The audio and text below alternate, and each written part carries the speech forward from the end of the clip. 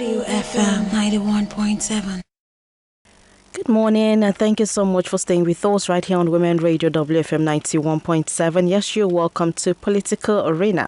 All right, today is the sixth day in the month of September 2023, and it's about 28 minutes to 12 right here. So hopefully your day is going on well and you are feeling great today. All right, you're welcome to another episode of the program Political Arena. My name is Rose Yusuf Kaiser. All right, and the Political Arena, it's a program where we get to discuss politicking in Nigeria. Of course, you know, we're women radio, so we'll definitely bring in the women side of this. All right, so this is Women Radio WFM 91.7, Nigeria's first radio station for women and their families. All right, so you can be a part of the program by dialing 07000 917 917. Do all to send a text or a WhatsApp message to 070 317 56537. You can log on to our website www.wfm917.com. Do well to also download our mobile app WFM917. All right, and you can take us to any part of the world. We are always there with you. All right, so today on the program Political Arena, we will be talking about Tinubu's 100 days in office and the promises to women. That's our topic for today. Yes, the president is 100 days already in office. So how far so far as regards his promises to women? How far has he gone? How far do you think he's willing to go? Also, you think that he's going to go as regards to his promises to women? All right, that's what we'll be talking about today. Now, on May 29, 2023, President Tinubu was sworn in as the newly elected president of Nigeria. And as it is, he has reached his 100 days mark in office. Now, during campaigns and after he was sworn in, he promised to have the required number of women representation serving his government. But how far so far as regards his promises to women? Now, joining me this morning to talk about Tinubu's 100 days in office and promises to women is Barrister Nnenna Anozie, a legal practitioner and a National Director of Programs, League of Women Voters, Nigeria. Good morning, Barrister Nnenna. Thank you very much for joining us. Thank you so much. Good morning. I'm glad to be here. All right. I hope that your day is going on well, your week as well is going on well. Yes. We are thanking God, and like a pregnant woman who is expectant, we are waiting to hear the outcome of the tribunal. A lot of Nigerians are actually waiting to hear that. Let's see how all of that plays out. So we are definitely watching to see how all of that plays out. But in the meantime, let's get to discuss the 100 days, of President Tinubu in office, because that's another trending topic. Outside, waiting for the verdict from the tribunal, that's another trending topic that, we should actually also look at. All right. Now, Barrister Nnenna, if you want to look at it, okay, so far, how would you describe or what would you say on the performance of the president in general in this 100 days? Because this 100 days could come to so many people differently. Some might say, oh, well, yes, the policies he has brought out, some of the programs or initiative that he has brought out, is definitely good, is this, is that. So, but to you right now, before we even look at it from the women angle, what would you say, on the president, so far in his 100 days in office? All right. Thank you so much. Every Nigerian will agree with me, though I know that some people may want to differ in some.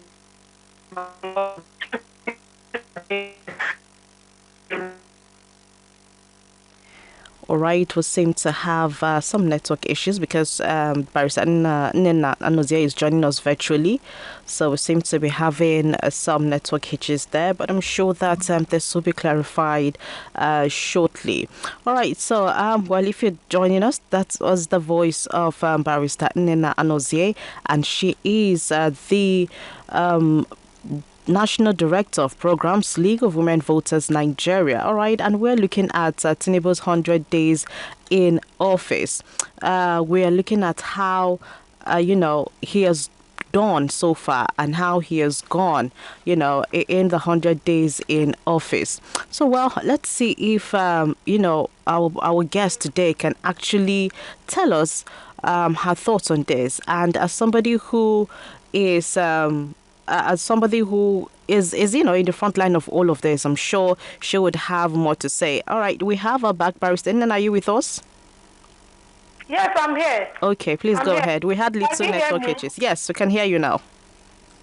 Okay, so I was trying to say that Nigerians haven't fared well over since this administration. We were greeted from the first day of Mr. President swearing in. We were greeted with hardship. From the moment he was sworn in, he said subsidy was gone, and that was the beginning of our pain. The fuel pump price was on the increase. A lot of people dropped their cars and started trekking. That is not good for citizens. A lot of things, the food prices went up. It wasn't good. And then, yes, salaries didn't go up. And now, Mr. President,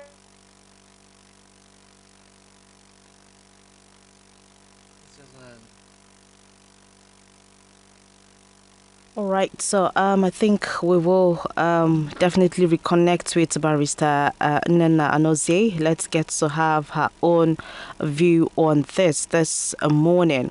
All right, this is Political Arena right here on Women Radio WFM 91.7. And of course, we are looking at the 100 days in office of the president, looking at some of his policies and how far he has gone so far. All right, and we have Barrister Nina with us, looking at all of what has transpired or gone for now. This 100 days in office might come to people differently, because at the end of the day, what you would want to say, oh, the president has done, some other people might say, no, he should have done this better, he should have done this better. Well, at the end of the day, we just hope that it goes, he gets to have that particular score with everybody, because at the end of the day, we all have our different expectations of him.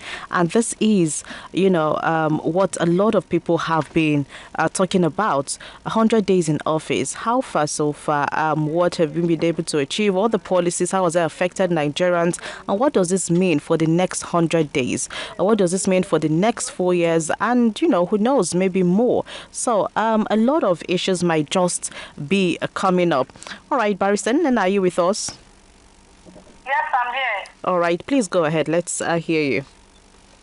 Oh, I'm so sorry. I didn't know you weren't hearing me all this while. Yeah. I was just trying to say that, like every other Nigerian, that we've been greeted with hardship since the inception of this administration. Yeah. We're thinking that having taken over from President Buhari, knowing how far we have cried and suffered in this country, that Mr. President Tinubu would have at least given a little time before all these policies that we are seeing that are not really helping us. We've suffered a lot in this country, only for us to be greeted with fuel subsidy removal without measures in place to cushion its effects. Because we know that once the subsidy is removed, there will be effects of high in fuel prices and other things, and cost of living will be very, very high.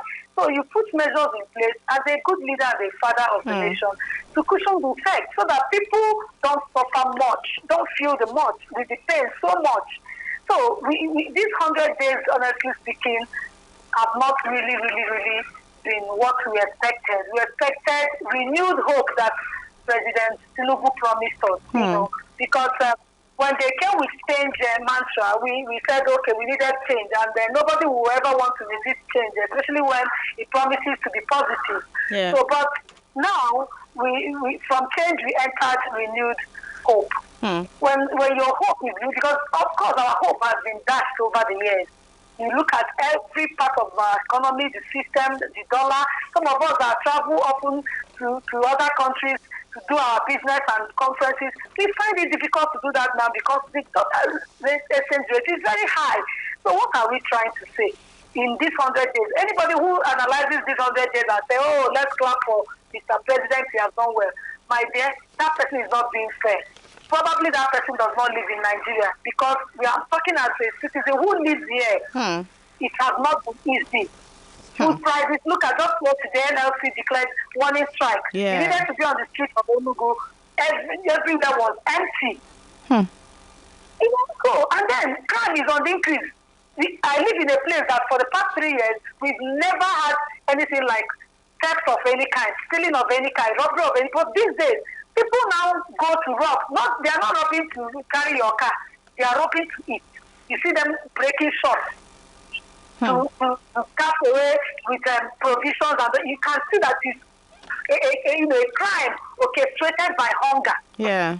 Okay, so assuming, Mr. President, within this space of 100 days, knowing that we are still coming out, we are still battling insecurity, battling poverty, battling unemployment, battling a lot of challenges, debt, here and there, borrowing up and down, that this man would have just sat down with his cabinet and ask themselves, how do we ameliorate the pains of these people, these citizens? Knowing that, except they didn't feel the pain with us, but if for any reason they have felt the pain, and that is also what I feel, that most of them didn't feel our pain, and so they don't think we have any pain. That's why they inflict more. So these policies, even some of the appointments, maybe we'll talk about sure. later, but honestly, some of these policies are not what we need. They may be good later, just like the issue of palliative, for instance. I see it as an embarrassment to our nationhood. How will you be talking about palliative? What are the contents of these palliatives? What are you giving to the people? Some of us work in the civil society space, and we go to the field. We are grassroots people. We know what our people want, and they're telling us they're giving them palliative. How much would that solve them? Yes, just yesterday night, a lady called me. She couldn't afford 7,000 naira to take her sick child to the hospital.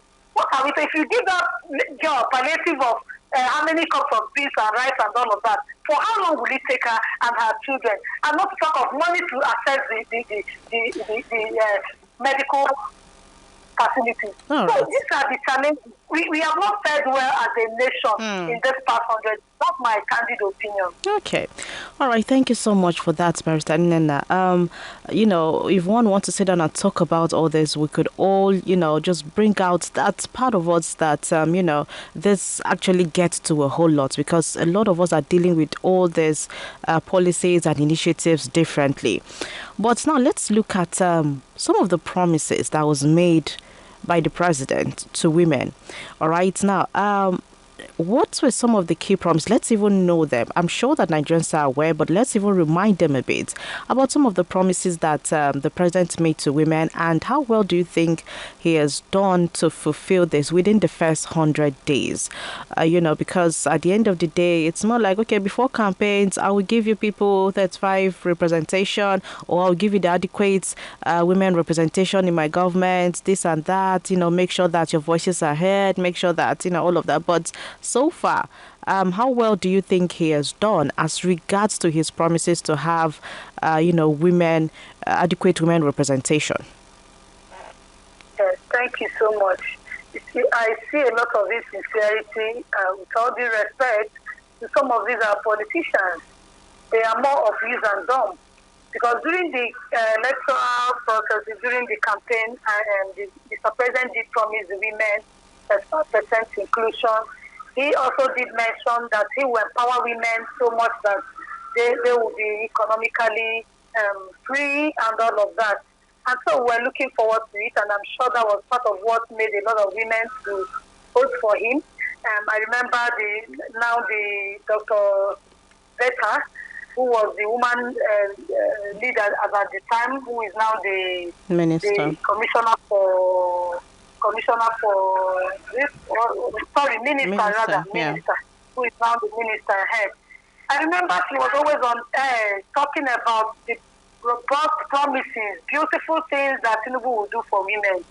I'm also still going to engage her in one way or the other. It could be through Twitter, any means. I will engage her to know what they are doing now to remind Mr. President of those promises. Because look at during the appointment of ministers, we were thinking that at most, even if you don't keep up to that at 5%, you will get to like 25, 30. At the time we were hoping, we were rejoicing, they dropped one woman. We're now saying, okay, if this woman was not qualified to be among the ministers, is there no other woman from that region, from that constituency, from that state? Why replace her with a man? And now we are talking about it's less than 20% of appointments in that ministerial list, about 90%. which is very, very poor. I wonder what he will tell us now that made him not to get up to that at 5%. And then we are waiting. Some of these boards are being chaired by men. Men are always in the forefront. A little will be given to the. Why must they allow us eat the crumbs? But during the work, we do the majority of the work. We had our numbers. We took that in our numbers to, especially women, to support these politicians. So Mr. President did promise the women of Nigeria that he will carry us along, that he will implement the national gender policy, that he will give us a affirmative action that we have been asking for since, including the one where she was a senator. I know in some of the platforms we engaged her, and she was also pro women. So I wonder what they are doing now, looking at the president appointing only the men and just very few women. It is not good. No nation grows that way. No nation grows without carrying their women and young people along. You cannot relegate us to the background and expect that the economy will thrive. Women are better managers. They know how to manage the economy. They have said well as dance ministers. Yes. They have said well in every areas. Even when Ngozi Okonjo was the coordinating minister for the economy, he saw how our economy, blossomed. So, as long as these women are not carried along, Mr. President should not be talking about succeeding. If you want to succeed, you must make the women relevant in your cabinet. Bring them along, include them. You have already promised them. How do we even start trusting you if you fail in this little promise that you made to us? Yeah. What is there in giving 12%? Somebody like me, I coordinate 50-50 action women in Enugu State. So we are not talking about 35. We have gone past 35%. But let's start from there. You understand? Let's start from there. Go to other developing nations. They have already started carrying their women along. Go to Rwanda. They have quota system where women are certain positions are reserved for women. In addition to the ones they can contest with men. And these are their women representation to come up.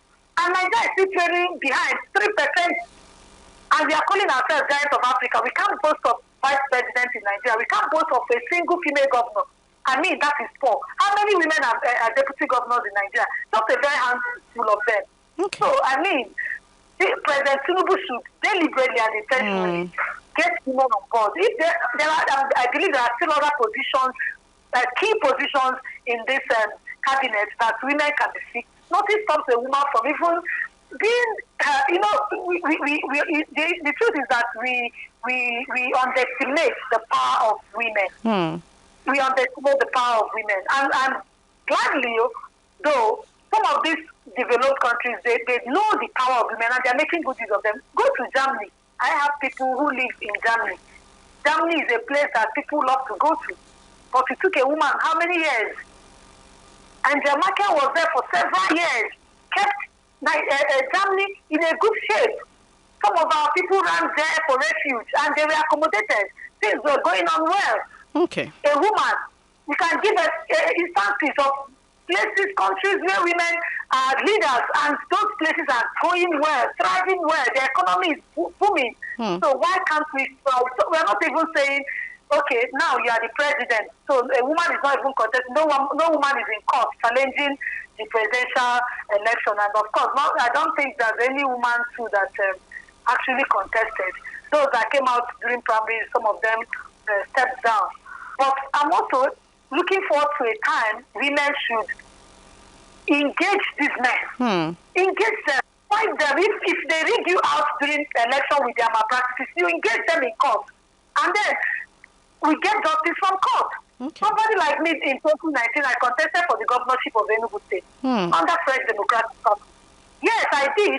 And at some point, and I was contesting against the incumbent governor then, who was supposed to go for his second tenure. I was advised to step down. I said, why would I step down? This is my first outing. A lot of women have shied away from this. They've seen it as men's affair. So why would I step down? I continued to the end. It didn't bother me whether I had one vote. It didn't bother me whether people supported or not. But what bothered me was that I came out and I wanted to make a point. I wanted to prove a point. I wanted to tell them that this space is not only for men. That women no, there's no place, there's no research that Okay. says that no make better leaders. I am Alright. yet to see that. Men do not make better leaders. Everybody side by side in true equality, like we sing in our women's anthem. Side by side in true equality. Let us work together. Get these women on board. We have a lot of vibrant, credible, intelligent, wonderful women that can come on board to change the face of Nigeria, change the equation of politics in this nation. The likes of the late Dora, they are still here in Nigeria. Okay. The only thing we need is to find them and then engage them. All right. All right. Thank you so much, Barrister Nena. If you're just joining us, this is Women Radio WFM 91.7. And this is, the program Political Arena. And I have Barrister Nena Anozie with me, a legal practitioner and National Director of Programs, League of Women Voters Nigeria. And we are looking at Tinubu's 100 days in office and promises to women. My name is Rose Yusuf Kaiser. So we just have about 5 minutes to go right here on the program. Now, what do you think, Barrister Nana? What do you think the president can do better? Do you see him making a conscious effort of upholding his promises in the nearest future? Maybe in the next 100 days, we'll be speaking, different language. So do you think that he can do this in the next 100 days? Or what do you think he can do better to have more women on board, like you've said? Just in about 2-3 minutes, please. Yes, let him intentionally get women involved. Let him give more appointments to women. Sensitive, not just appointments where they will sit down and do nothing. Yeah. Sensitive to appointments. Let women head boards. Let women come on board fully. You need these women to be empowered economically. This palliative you are giving them is not what they need. The money you are just offering them is not what they need. Economic empowerment. Some of these women face gender-based violence because they don't have much. So empower them. Give them their rights. Give them positions. Let them join in decision making of your cabinet, of your administration. Yeah. Get them. That is what you will do, and then make robust policies that will favor them. Let them be intentional about now. Local government elections can come up any moment. Let women be encouraged by we have been rigged out by their systemic ways, systemic obstacles that have rigged women out of policies over the years. And you hear from men saying power is given and not taken. It is not true. Because even some of the men too can't even take power by the way we play policies in Nigeria. Policies of money, policies of godfatherism, policies of who do you know and all of that. So no, we can't continue like that and get the right result. So let them look into our laws and strengthen our laws, ensure that these laws are implemented and applied. If those people perpetrators of electoral violence should be brought to book, and that will be act as a deterrent to others. This way, women will be encouraged to participate in politics. When they see that their fellow women are being encouraged through appointments and all of this, key positions into them, other women who have been trailing from behind will have the courage to come out the next time. Sure. So that is what they will do. They should deliberately. And then this issue of quota system can still be done. It's possible if certain quota can be given to the women in addition to other positions they can contest with men. Let them do it from the local government election to other elections, even from the political parties. Let them implement this as 10% affirmative action. We have signatories to so many conventions and treaties. Why are we backing out? Why are we not reflecting it in our policies and in our appointments? Why? Okay. Well, we specialize in making laws that we can't obey. There are laws, the electoral laws are there that certain amounts of money shouldn't be spent during campaign. Who is monitoring it? Who is evaluating it? Women shy away from it because they don't have much money.